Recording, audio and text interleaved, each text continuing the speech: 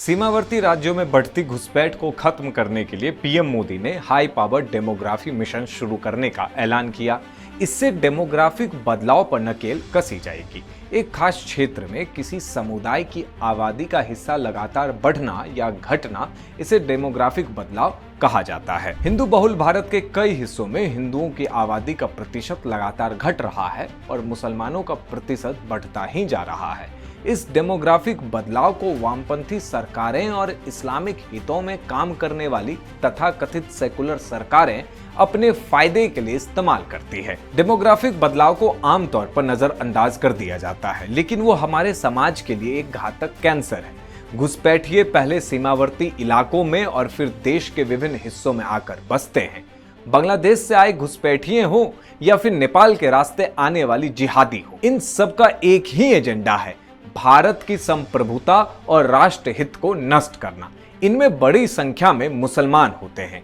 इस्लामी हितों में काम करने वाली सरकार की मदद से वोटर कार्ड, राशन कार्ड बनवाकर ये घुसपैठिए हमारे देश के संसाधनों पर अपना हक जमाने लगते हैं।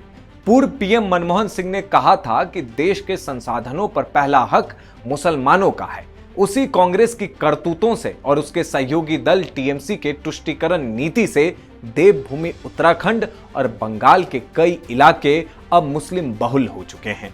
यूपी और बिहार का जो हिस्सा नेपाल बॉर्डर से सटा हुआ है, वहां भी यही हाल है। इन मुस्लिम इलाकों में कोई हिंदू जनप्रतिनिधि नहीं बन पाता। डेमोग्राफिक बदलाव का खतरा केवल चुनावी समीकरण तक सीमित नहीं है, इससे सांस्कृतिक पहचान भी बदलने लगती है। जहां घुसपैठिए आकर बस जाते हैं, वहां हिंदू त्योहारों पर पथराव की घटना आम हो जाती है।